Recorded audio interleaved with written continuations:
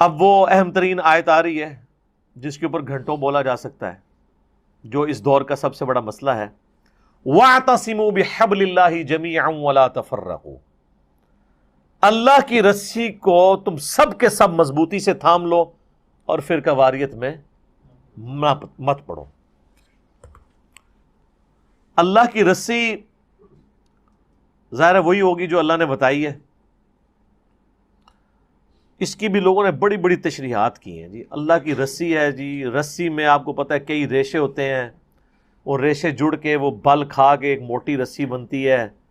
یہ ہم لوگ یہ سمجھنے شروع ہو گئے ہیں۔ یہ اسی طریقے سے ہے جیسے میں کہوں کہ جب سے میں نے بریانی کھائی ہے میرے سینے میں آگ لگی ہے، تو آپ اس آگ سے فائر مراد لینا شروع کرتے ہیں۔ بھئی میں محاورتاً یہ ایک بات کر رہا ہوں۔ اللہ تعالیٰ جو فرما رہا ہے کہ تم سب کے سب مل کے اللہ کے رسی کو مضبوطی سے پکڑ لو، اس کا یہ قطعاً مقصد نہیں ہے کہ کوئی فزیکلی کوئی رسی لٹکی ہوئی ہے جو آپ نے جا کے پکڑ لینی ہے ایسے، یا غلاف کعبہ کو آپ نے پکڑ لینا ہے۔ غلاف کعبہ کی جو رسی ہے وہ اللہ کی رسی ہے، یہ تو اس کا مقصد ہی نہیں تھا۔ وہ کہتے ہیں جی ایک بزرگوں کی محبت کی رسی ہے، ایک جو ہے وہ صحابہ کی محبت کی، ایک نبی الاسلام کی محبت کی، اور اس طریقے سے وہ بس وہ محبت کے گرد ہی مننے لی گل کوئی نہیں، محبتاں دی ساری رسیاں بنا کے۔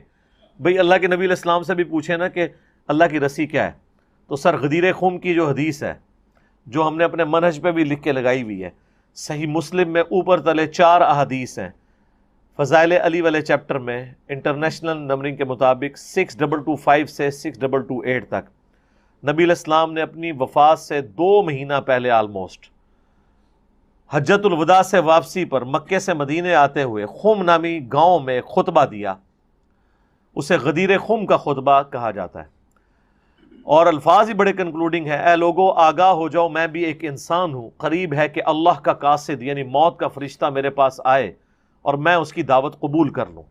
میں اپنے بعد تم میں 2 بھاری چیزیں چھوڑ کر جا رہا ہوں، ان میں سے پہلی چیز اللہ کی کتاب ہے، اس میں ہدایت ہے، اس میں نور ہے۔ تم اللہ کی کتاب کو پکڑو، اپنا تعلق اس کے ساتھ مضبوط کرو۔ اللہ کی کتاب اللہ کی رسی ہے۔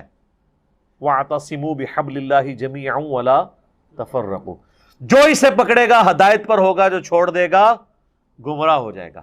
تو نبی علیہ السلام نے قرآن کو اللہ کی رسی بتایا۔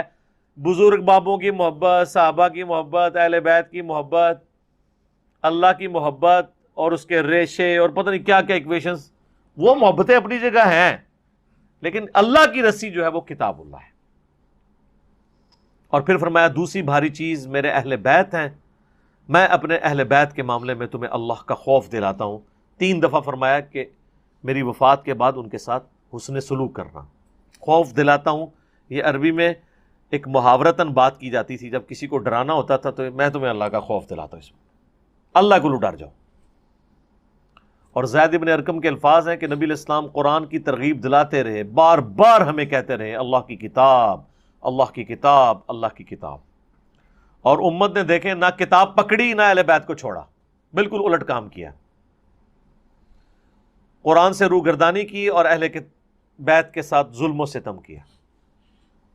تو اللہ کی رسی، اللہ کی کتاب۔ پھر صحیح مسلم میں حدیث ہے القرآن حجت لک او علیک، قرآن قیامت کے دن یا تو تیرے حق میں حجت اور دلیل ہو جائے گی اللہ کی بارگاہ میں، یا تیرے خلاف دلیل بن جائے گی۔ مراد کیا؟ جو قرآن کے مطابق چلے گا قرآن گواہی دے گا کہ یہ میرے مطابق چلا، اور جو قرآن کے خلاف چلے گا تو قرآن اس کے خلاف دلیل بن جائے گا، اور صاحب قرآن بھی دلیل بنیں گے۔ سورۃ الفرقان آیت نمبر 30، وقال الرسول یا رب ان قوم اتخذوا هذا القرآن مہجورا۔ قیامت والے دن نبی علیہ السلام شکایت کریں گے کہ میری امت نے، میری قوم نے قرآن کو پیٹھ کے پیچھے ڈال دیا تھا۔ ہمیں صرف شفاعت کی حدیثیں بتائی گئی ہیں، اور جو شکایت کی آیتیں تھیں وہ نہیں بتائی گئی۔ یہ ایک آیت نہیں، کئی آیات ہیں۔ وہ سورہ نساء کی آیت نمبر 41 نہیں ہے؟ بخاری اور مسلم دونوں میں حدیث ہے اس آیت کے کانٹیکسٹ میں۔ عبداللہ ابن مسعود کہتے ہیں نبی علیہ السلام ممبر پہ تشریف فرما تھے، آپ علیہ السلام نے مجھے اپنے قریب بلایا اور فرمایا کہ عبداللہ میرے پاس آؤ اور مجھے قرآن سناؤ۔ تو کہتے ہیں میں نے عرض کیا اللہ کے محبوب علیہ السلام، قرآن تو آپ پر نازل ہوا ہے، میں آپ کو قرآن سناؤں؟ تو آپ نے فرمایا مجھے دوسروں سے سن کر لطف آتا ہے۔ تو عبداللہ ابن مسعود کی آپ قسمت دیکھیں کہ رسول اللہ صلی اللہ علیہ وآلہ وسلم پر خطاب نازل ہوئی ہے اور نبی علیہ السلام اپنے اوپر نازل ہونے والی کتاب عبداللہ ابن مسعود سے سن رہے ہیں. تو کہتے ہیں میں نے سورہ نساء کی تلاوت شروع کی. جب میں آیت نمبر 41 پہ پہنچا فَكَيْفَ إِذَا جِئْنَا مِن كُلِّ أُمَّةٍ بِشَهِيدٍ، وہ وقت کیسا ہوگا کہ جب ہم ہر امت میں سے ایک گواہ اٹھائیں گے، یعنی امت کا پیغمبر اٹھائیں گے کہ بتاؤ تمہارے امتیوں نے تمہیں کیا رسپانس کیا تھا، کس طریقے سے انہوں نے تمہارے ساتھ بیہیو کیا تھا جب تم میرے نمائندے بن کے گئے تھے. وَجِئْنَا بِكَ عَلَىٰ هَٰؤُلَاءِ شَهِيدًا، اور آپ کی امت پہ ہم آپ کو گواہ بنا کے اٹھائیں گے. بس یہ آیت جب یہاں آئی تو عبداللہ ابن مسعود کہتے ہیں نبی علیہ السلام نے کہا بس عبداللہ بس. کہتا ہے میں نے حضور کی طرف دیکھا تو آپ کی آنکھوں سے مسلسل آنسو رواں تھے، آپ کی داڑھی بھی تر ہو گئی تھی کہ مجھے اپنی امت کے خلاف گواہی دینی پڑنی ہے قیامت والے دن، جن لوگوں نے میرا راستہ چھوڑا. اب دیکھیں کہ پیغمبر کتنے رقیق القلب ہوتے ہیں. ہمیں اگر قیامت والے دن یہ پتا چلے نا کہ ہمارے دشمنوں کو سزا ہوگی تو ہم خوش ہوں گے. اور نبی علیہ السلام اس بات پہ رو رہے ہیں کہ مجھے اپنے دشمنوں کے خلاف یہ کہنا پڑنا ہے کہ اللہ یہ انہوں نے میری بات نہیں سنی، ان کو عذاب دے. حضور اس پہ رو رہے ہیں کہ یار وہ جو بھی ہیں میرے ہیں تو امتی ہیں. یہ فرق ہوتا ہے. انبیاء کتنے رقیق القلب ہوتے ہیں. تو یہ شکایت والی آیت ہے. تو قرآن اللہ کی رسی. اسی طریقے سے صحیح بخاری میں ایک حدیث ہے، مسلم میں بھی موجود ہے، متفق علیہ ہے. عبداللہ ابن ابی اوفا سے کسی نے پوچھا کہ نبی علیہ السلام نے کیا اپنا وصی خلیفہ کسی کو بنایا تھا جس کے لیے وصیت کی ہو؟ تو انہوں نے کہا رسول اللہ نے اپنا وصی کسی کو نہیں بنایا، البتہ ہمیں نبی علیہ السلام نے قرآن کے مطابق چلتے رہنے کی وصیت کی تھی. تو نبی علیہ السلام کا یہ خلیفہ قرآن ہے، وصی قرآن ہے. غدیر قوم پہ قرآن. حجۃ الوداع کا خطبہ اٹھا لیں. حجۃ الوداع کا جو خطبہ صحیح مسلم میں آیا نا 2950 انٹرنیشنل نمبر کے مطابق، جو نبی علیہ السلام کی حجۃ الوداع کی جو حدیث ہے کافی لمبی ہے، جو امام جعفر نے روایت کی اپنے باپ امام باقر سے، انہوں نے جابر بن عبداللہ سے. سیدنا حسین ابن علی کے جو پوتے ہیں امام محمد باقر بن علی بن حسین علیہ السلام، وہ بڑی دردناک حدیث ہے. جابر بن عبداللہ کو ملنے جاتے ہیں اور وہ نابینا ہو چکے ہوتے ہیں آخری عمر میں. ان کو پتہ چلتا ہے کہ رسول اللہ کا بچہ آیا ہے. رسول اللہ کا بچہ کون ہے؟ حضرت حسین کا پوتا محمد باقر بن علی بن حسین بن علی، کیونکہ حضرت حسین کا بیٹے تھے علی بن حسین امام زین العابدین، ان کے یہ بیٹے تھے امام محمد باقر. تو انہوں نے اتنا ان سے پیار کیا کہ ان کے گریبان کے بٹن کھولے اور اپنا ہاتھ اس کے سینے پہ رکھا، پیار کیا اور کہا تو میرے نبی کا بچہ ہے پوچھ. تو ان کا کہ مجھے بتائیں چچا جان نبی علیہ السلام نے حج کیسے کیا تھا؟ تو وہ حج کی لمبی حدیث شروع ہوتی ہے. اس میں یہ بھی الفاظ ہیں کہ نبی علیہ السلام جب حجۃ الوداع کے موقع پر آپ نے خطبہ دیا ہمیں عرفات میں، تو آپ نے فرمایا اے لوگو میں اپنے بعد تم میں وہ چیز چھوڑ کر جا رہا ہوں کہ جسے مضبوطی سے پکڑ لیا تو کبھی گمراہ نہیں ہوگے، اور وہ اللہ کی کتاب ہے. بس مسلم شریف میں حجۃ الوداع کے خطبے میں صرف قرآن ہے. سنت بھی اسی میں شامل ہے، ظاہر ہے قرآن ہی نے سنت کی طرف ہماری رہنمائی کی ہے. اور پھر جابر بن عبداللہ کہتے ہیں نبی علیہ السلام نے پھر صحابہ سے اجتماعی طور پہ پوچھا کہ کیا میں نے اللہ کا پیغام تم تک پہنچا دیا؟ تمام نے کہا یا رسول اللہ پہنچا دیا، بلکہ آپ نے ہماری پہنچانے کا حق ادا کیا، آپ نے ہماری خیر خواہی فرمائی اس معاملے میں. تو آپ نے 3 دفعہ یہ انگلی اٹھائی اور آسمان سے پھر صحابہ کی طرف کی، اللہم اشہد اللہم اشہد اللہم اشہد، اے اللہ گواہ ہو جانا کہ یہ مان رہے ہیں کہ میں نے جو اپنی رسپانسبلٹی تھی ان تک وہ کام پہنچا دیا. حجۃ الوداع میں بس اتنا ہی خطبہ ہے. بخاری اور مسلم میں ہے کہ حجۃ الوداع یوم عرفہ سے اگلے دن پھر آپ نے خطبہ دیا ہے، وہ مینا میں دیا جہاں پہ قربانی ہوتی ہے، اور وہ خطبہ بخاری میں بھی ہے اور مسلم میں بھی. وہ بھی آپ کو حج والے چیپٹر میں مشکات کے اندر وہ والا خطبہ بھی مل جائے گا، جس میں آپ علیہ السلام فرمایا تھا آج کون سا دن ہے، یہ کون سی جگہ ہے، یہ کون سا مہینہ ہے. تو سارے خاموش رہے.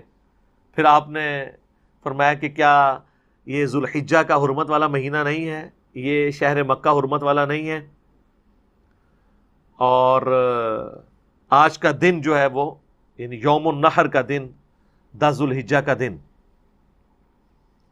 اور پھر آپ علیہ السلام نے فرمایا کہ زمانہ گھوم گھما کے اسی جگہ پہ واپس آ گیا ہے جہاں سے اللہ نے سٹارٹ کیا تھا کہ سال کے 12 مہینے ہیں، 4 حرمت والے ہیں، چونکہ وہ عرب کے لوگوں نے اس کو آگے پیچھے کرنا شروع کر دیا تھا نا. سورہ توبہ میں بھی ذکر آتا ہے کہ وہ اپنی مرضی سے مہینوں کو آگے پیچھے کر دیتے تھے. پھر اس میں کئی ایک باتیں آپ نے فرمایا تمہاری جان، مال، عزت، آبرو ایک دوسرے پہ اسی طریقے سے حرام ہے جس طرح کہ یہ آج کا یہ دن ہے، یہ شہر مکہ ہے، یہ مہینہ حرمت والا ہے. پھر آپ علیہ السلام نے پوچھا کہ کیا میں نے اللہ کا پیغام تم تک پہنچا دیا؟ سب نے کہا پہنچا دیا. پھر آپ نے اسی طرح کہا کہ اللہ گواہ رہنا. اور پھر اس کے آگے الفاظ ہیں کہ اب یہ تمہاری ذمہ داری ہے کہ جو بات تم تک پہنچی ہے اس کو تم نے دوسرے لوگوں تک پہنچانا ہے. جو اس امت کی ذمہ داری ہے وہ آگے آ بھی جائے گی. لوگ یہ سمجھتے ہیں کہ اس امت کی فضیلت نبی علیہ السلام کے امت ہونے کی وجہ سے ہے، حالانکہ اس امت کی فضیلت نبی علیہ السلام کی ختم نبوت کی وجہ سے ہے کہ چونکہ رسول اللہ کے بعد اب کسی نے پیغمبر نہیں آنا، لہٰذا نبیوں والا کام امت کو ٹرانسفر ہوا ہے. چونکہ اس امت کو کام نبیوں والا ملا ہے اس لیے اس کی فضیلت باقی امتوں سے بڑھ گئی. وہ آگے آ جائے گی آیت، کنتم خیر امت اخرجت للناس تأمرون بالمعروف وتنہون عن المنکر وتؤمنون باللہ. تو یوم النحر کے خطبے میں بھی نبی علیہ السلام نے کہا کہ تمہاری ذمہ داری ہے، تم نے یہ پیغام دوسروں تک پہنچانا ہے. اور پھر آگے آپ نے فرمایا کہ بعض اوقات جسے بات پہنچائی جا رہی ہوتی ہے وہ زیادہ یاد رکھنے والا ہوتا ہے بنسبت اس کے جو پہنچا رہا ہوتا ہے. اور واقعی یہ بات بھی رسول اللہ کی صحیح ثابت ہوئی کہ جن تک بات پہنچی تھی انہوں نے زیادہ اہتمام سے اس بات کو سنبھالا. آج ہم جن لوگوں کی کتابیں یہاں سجائے بیٹھے ہیں یہ سب کے سب نان عرب ہیں سوائے امام مالک کے، وہ مدینہ شریف کے ہیں. اور وہ بھی الموطا امام مالک کو ہم اگرچہ ایک بڑی کتاب ہے، بل کتب ستہ کے جتنے 6 کے 6 امام ہیں سب نان عرب ہیں. امام مسلم ایران کے ہیں، امام بخاری رشیا کے ہیں، امام ابو داؤد اور امام ترمذی افغانستان کے ہیں. تو دیکھیں کس طرح بات، سعودی عرب کا چینل ہوتا ہے اور حدیثیں بیان کر رہے ہوتے ہیں اذان اور جماعت کے وقفے میں، تو رواہ البخاری رواہ مسلم بیان کر رہے ہوتے ہیں. تو دونوں نان عرب ہیں. اللہ تعالیٰ جس سے مرضی خدمت لے لے. تو جو حضور علیہ السلام فرمایا تھا نا کہ بعض کا جسے بات پہنچائی جا رہی ہوتی ہے وہ زیادہ اہتمام کرتا ہے بنسبت اس کے جو پہنچا رہا ہوتا ہے، یعنی وہ اس چیز کو پروٹوکول دیتا ہے کہ یار میں نے اس بات کو سیو کرنا ہے. تو قرآن کے اوپر تو آپ بے شمار حدیثیں ہیں. صحیح مسلم ایک اور حدیث ہے، نبی علیہ السلام نے فرمایا اللہ تعالیٰ اس کتاب کی وجہ سے قوموں کو عروج دے گا اور اس کتاب کی وجہ سے قوموں کو ذلیل کرے گا. جس کو ڈاکٹر اقبال نے شعر میں بھی سمایا ہے، وہ زمانے میں معزز تھے مسلمان ہو کر اور تم خوار ہوئے تارک قرآن ہو کر. یہ مسلم شریف کی حدیث ہے کہ اللہ تعالیٰ اس کتاب کے ذریعے قوموں کو عروج دے گا اور اس کتاب کے ذریعے قوموں کو زوال دے گا، یعنی جو عمل کریں گے. المستدرک الحاکم میں جو حجۃ الوداع کا خطبہ ہے اس میں الفاظ ہیں، اپنے بعد 2 چیزیں چھوڑ کے جا رہا ہوں، ایک اللہ کی کتاب اور دوسرے اس کے نبی کی سنت. ان کو مضبوطی سے پکڑ لینا، تم کبھی گمراہ نہیں ہوگے. آپ دیکھ لیں لوگوں نے کتاب اللہ اور سنت کو چھوڑ کے اپنے اپنے بزرگ بابوں کی تعلیمات پکڑی ہوئی ہیں. جب ہم لوگوں کو بتاتے ہیں کہ یہ اس طرح نہیں اس طرح، کہتے ہیں یہ کتنے لکھیا ہے؟ انہوں نے پوچھو تسی آج تک جو کوئی سانو دس دے رہے ہو وہ کتنے لکھیا سی؟ تانوں نہیں کدے خیال آیا کہ بھی تسی جو کوئی سانو دس دے رہے ہو بچپن تو وہ کدھر لکھیا تکیا سی جے؟ نہیں، ساڈے کول کوئی لکھیا منگدے ہو، اسی تو پھر بھی دکھا دیاں گے. لیکن سوچن تھنک آؤٹ آف باکس کرے کہ جو آپ کو کہہ رہے ہیں نا کتنے لکھیا ہے، انہوں نے پوچھ تسی جو کچھ کر رہے ہو وہ کتنے لکھیا ہے. جیسے وہ حیدر بھائی کی بات مجھے بڑی اچھی لگی کہ اگر کوئی غیر مسلم آپ کے پاس آئے اور کہ میں مسلمان ہونا چاہتا ہوں، مجھے بتائیں کہ اللہ تعالیٰ کی اپنے بندے سے کیا ڈیمانڈ ہے، مسلمان کے عقیدے کیا ہونے چاہیے، مجھے کوئی کتاب پڑھنے کو دیں، تو آپ کون سی کتاب پڑھنے کو دیں گے؟ قرآن. یہ نہ فضائل اعمال ہی پڑھا دو. زیادہ تر تو ظاہر ہے جو بندے قرآن ہی پڑھنے کے لیے دیں گے کہ یہ اللہ کی کتاب ہے جو ہمارے نبی پہ نازل. غیر مسلم ہوں تو ویسے فضائل اعمال اللہ بھی قرآن ہی دے گا، کیونکہ اس کو پتہ ہے یار کہ یہ گورے کو دے رہا ہوں تو وہ چیز دوں جو 24 کیرٹ سونا ہے. تو اگر وہ آگے سے یہ سوال کر لے کہ تم جو مسلمان ہو تم نے بھی اپنے عقیدے اسی کتاب کو پڑھ کے صحیح کیے ہوئے، تو میرا خیال ہے 99% لوگ جو ہے نا ان کے سر شرم سے جھک جائیں گے کہ نہیں. تو آپ گورے کو تو یہ مشورہ دے رہے ہیں، خود نہیں کر رہے، اس کا مطلب ہے کہ آپ نے اپنے اوپر خود اللہ کی دفعہ لگا لی ہے. یعنی قیامت والے دن اللہ تعالیٰ آپ پہ مقدمہ قائم کر سکتا ہے کہ تنوں پتا سی کہ قرآن پڑھ کے ہی میں اپنے آپ کو صحیح کرنا ہے، تو کیوں نہیں کیتا؟ ہم لوگوں کو یہ کہیں گے کہ یا اللہ ہم اس لیے اس طریقے پہ چل رہے تھے کہ لوگ اس طریقے پہ چلتے تھے. وہ تو صحیح بخاری میں حدیث ہے نا، جب قبر کے 3 سوال نہیں آئیں گے تو فرشتے اس سے چوتھا سوال کریں گے کہ بھئی تو اللہ کے بندے یہ کیا تیری حالت، تجھے سوال کیوں نہیں ہے؟ وہ کہتا ہے میں وہی کہتا تھا جو لوگ کہتے تھے، سن سنا کے سنی تو نہیں، پڑھ پڑھا کے سنی بنو. تو فرشتے پھر آگے سے کہیں گے کہ تو نے خود پڑھ کے عمل کرنے کی کوشش کیوں نہیں کی، یا کسی ایسے شخص کی پیروی کیوں نہیں اختیار کی جو تجھے بتا دیتا کہ کیا لکھا ہوا ہے. اور پھر اس کو ایک ایسا گرز ماریں گے کہ زمین و آسمان کی ہر مخلوق اس کی چیخ و پکار کی آواز سنے گی سوائے جن اور انسانوں کے، اور اگر جن اور انسان سن لیں تو بے ہوش ہو جائیں. یہ بخاری شریف ہے، مولانا شریف نہیں ہے. تو قبر میں جا کے تو یہی کہ ہونا ہے، اور آخرت میں تو قرآن پورا بھرا پڑا ہوا ہے کہ قرآن کی پیروی اختیار کرنی تھی. تو یہ کوئی راکٹ سائنس نہیں جو آپ نے کسی کو سمجھانی ہے، یہ ہر مسلمان کو پتہ ہے، عمل نہ کرے اس کی اپنی بدقسمتی. تو کہا گیا اللہ کی رسی کو مضبوطی سے تھام لو اور فرقوں میں مت بٹو. اس کا مطلب یہ ہوا کہ جو اللہ کی کتاب کو پکڑ لے گا وہ فرقہ واریت سے بچ جائے گا. وہ ہماری سائنس کی لینگویج میں اسے کہا جاتا ہے اینڈ وائس ورسا. ایک تو یہ ہے کہ اللہ کی کتاب کو پکڑ لو اور فرقہ واریت میں مت پڑو. دوسرا یہ ہے کہ جو اللہ کی کتاب کو نہیں پکڑے گا وہ فرقہ واریت میں پڑ جائے گا. بیک وقت دونوں معنی درست ہیں. تو سر نظر آ رہا ہے. آج کسی کو کہیں نا اپنے عقیدے قرآن کے مطابق کریں، قرآن کو ترجمے سے پڑھیں، تو آگے آپ دیکھیں یعنی آپ کے علماء ہی آپ کو منع کرنا شروع کر دیں گے. ہم نے اس پہ ویڈیو بھی اپلوڈ کی تھی نا، وہ اسلام 360 والے بھائی جب تعارف کروا رہے تھے جیو کے اوپر آ کے اپنے سافٹ ویئر کا، اس کا اپلیکیشن کا، کہ جی اس میں تو قرآن کے ترجمے کھل جاتے ہیں حدیث، تو وہاں ایک مولانا صاحب نے یوں انگلی اٹھا لی تھی. لیکن تو بس دیکھ لو دشمن ادھر ہی بیٹھے ہوئے. اچھا اتنی حیران کن بات ہے، اگر ہمیں کوئی یہودی عیسائی کہے نا قرآن نہ پڑھنا گمراہ ہو جاؤ گے، ہم اس بات کو کتنا برا مانیں گے. یہی بات مولوی کہہ دیتا ہے نا تو ہم اپنے بچوں کو بھی یہ سکھاتے ہیں کہ ڈائریکٹ نہیں پڑھنا. اچھا یہ ابھی تک یہی سکھاتے آ رہے ہیں ان کو کہ یار انڈائریکٹ پڑھا دو، یار آپ پڑھ لو سانو پڑھا دو، کوئی نہیں. تو یہ صرف ایک علمی شہوت ہے، علمی ڈسکشنیں ہیں، کرتے رہتے ہیں، نکالتے اس میں سے کچھ بھی نہیں ہے. یا تو نا پریکٹیکلی کر کے بھی کوئی بتائیں، کہانیاں کرائی ہوئی ہیں ایک دوسرے کو. وَاذْكُرُوا نِعْمَةَ اللَّهِ عَلَيْكُمْ، اور یاد کرو اللہ کی اس نعمت کو جو اس نے تم پر کی.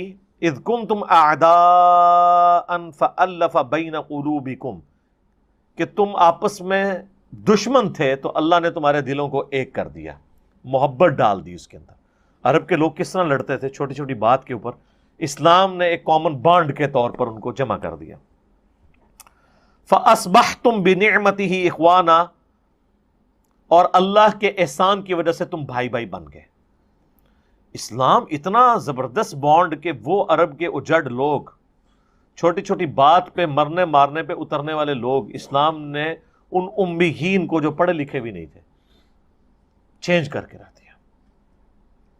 اس پہ ہمارے ایک بھائی نے وہ کلپ بھی اپلوڈ کیا جب عرب میں قرآن آیا، ہدایہ پورٹل کے اوپر آپ دیکھ لیں کس طریقے سے اس قرآن نے چینج کیا ہے اس دنیا کو.